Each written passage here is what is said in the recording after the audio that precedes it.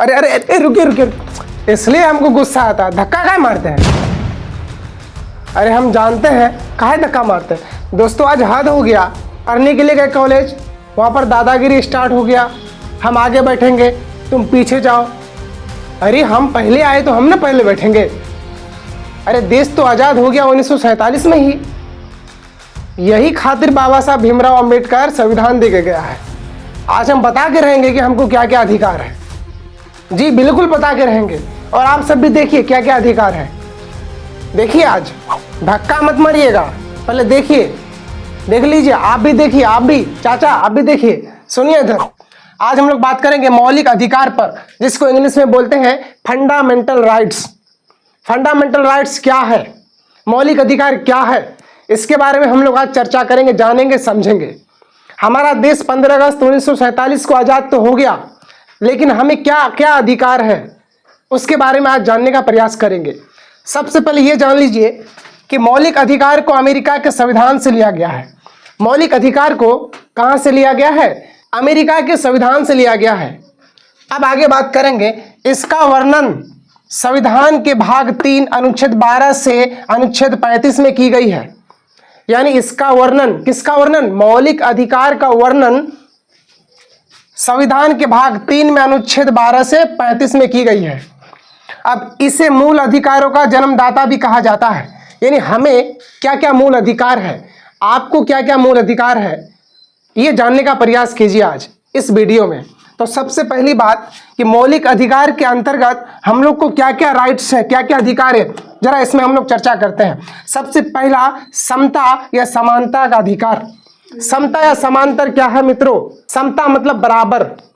यदि आप इस देश में रहते हैं और हम भी इस देश में रहते हैं, यदि देश की कोई संपत्ति है तो उसमें आपका अधिकार जितना है उतना अधिकार मेरा भी है। आपका अधिकार जितना है एक गरीब का अधिकार भी उतना है। आपका अधिकार जितना है SC ST OBC वालों का भी अधिकार उतना ही है। समानता का अधिकार, समांतर का अधिकार। और यह अधिकार दोस्तों संविधान में अनुच्छेद 14 से 18 में दी गई है। 14 से 18 में। अब आगे देखिए नंबर 2 में स्वतंत्रता का अधिकार, आज़ादी। कोई भी, किसी को भी यहाँ पर आज़ादी है। और यह अनुच्छेद 19 से 22 में दी गई है।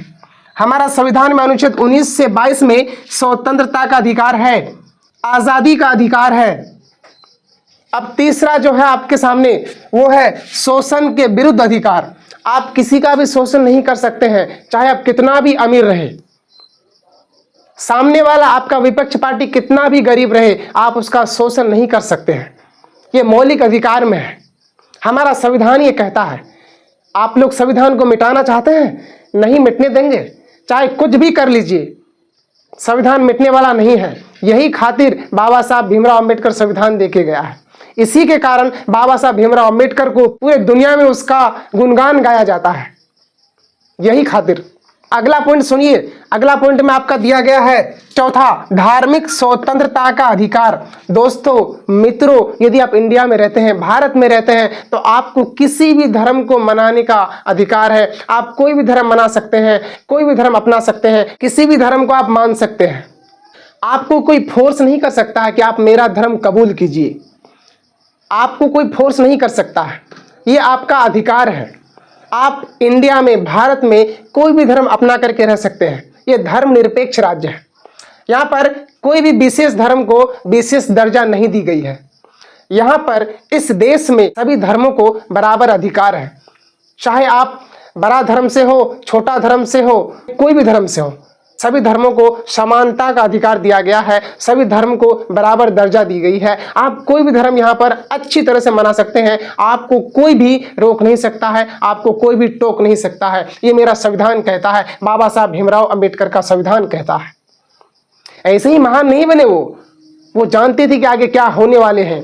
देश तो आजाद हो गया, अंग्रेजों से देश आजाद हो गया, लेकिन उनको पता था कि आने वाला समय में एक दिन ऐसा आएगा जो दलितों को, पिछड़ों को लूटा जाएगा, कुचला जाएगा अमीरों के द्वारा, ऊंचे वर्ग के लोगों के द्वारा।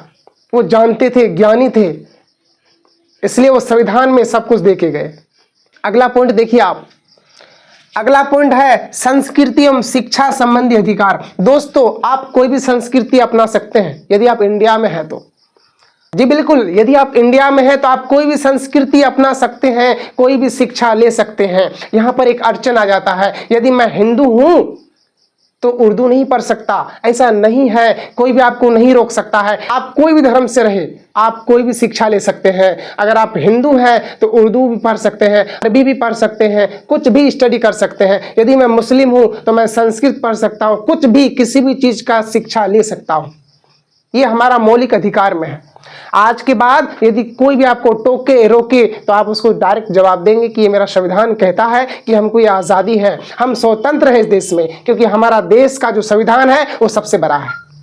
अगला पॉइंट देखिए, अगला पॉइंट जो है आपका वह संवैधानिक उपचारों का अधिकार। जी बिल्कुल, संवैधानिक उपचारों का अधिकार है अनुच्छेद 32 में। संवैधानिक उपचारों का अधिकार है अनुच्छेद 32 में, और संस्कृति एवं शिक्षा संबंधी अधिकार है अनुच्छेद 29 से 30 में, और धार्मिक स्वतंत्रता का अधिकार है अनुच्छेद 25 से 28 में, और शोषण के विरुद्ध अधिकार है अनुच्छेद 23 से 24 में, और स्वतंत्रता का अधिकार है अनुच्छेद 19 से 22 में। तो यह है हमारा मौलिक अधिकार।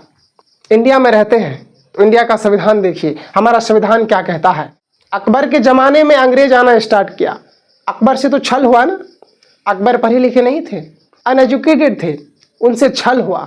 अंग्रेज जब उनके ज़माने में आना स्टार्ट किया तो उसका जो मंत्री था वो छल किया, क्योंकि अंग्रेज इंग्लिश में बोलते थे, अंग्रेजी बोलते थे, और अकबर जी को इंग्लिश नहीं आता था, तो उसका मंत्री जो था वो छल किया। छल कैसे किया? वो अंग्रेजी में बात कुछ और करता था और अकबर को ट्रांसलेट करके बताता कुछ और था। धीरे धीरे व्यापार करने के बहाने वो अपना सिपाही ला करके रखने लगा।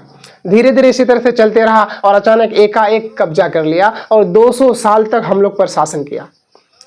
200 साल तक शासन किया। फिर हमारे देश के महानेता, हमारे देश के लोगों ने मिलकर के, चाहे वो हिंदू, मुस्लिम, सिख, ईसाई कोई भी हो, सब मिलकर के इस देश को आज़ाद किया। और इस देश को आज़ाद कराने के लिए ना जाने कितने लोगों ने अपनी जानें दी, कुर्बानियाँ दी, कितनी माओं का कोख उजड़ गया, कितनी बहनों का सिंदूर पोंछा गया, कितनी बहन अपने भाई को खो दिए।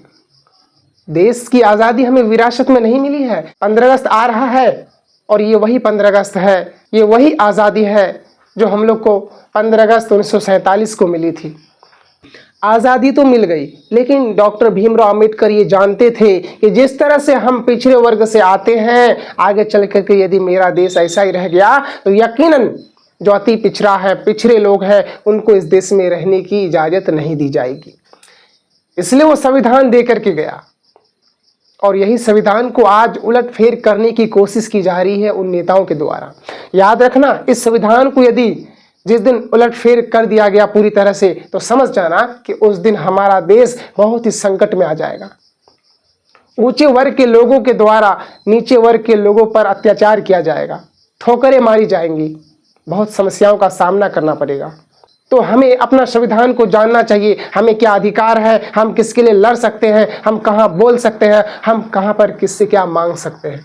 आप एक आम आदमी हैं तो आपके अंदर इतना हिम्मत है कि आप प्रधानमंत्री से भी ये सवाल कर सकते हैं कि आप हमारे देश के 5 साल प्रधानमंत्री रहे, 5 साल में आप क्या काम किए हैं, उसका लिस्ट हमको चाहिए।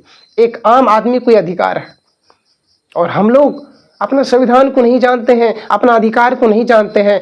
प्रधानमंत्री तो दूर की बात है, एक वार्ड सदस्य से भी नहीं मांग सकते हैं डेटा कि 5 साल में आप क्या काम किए, बिकॉज वी आर अनएजुकेटेड।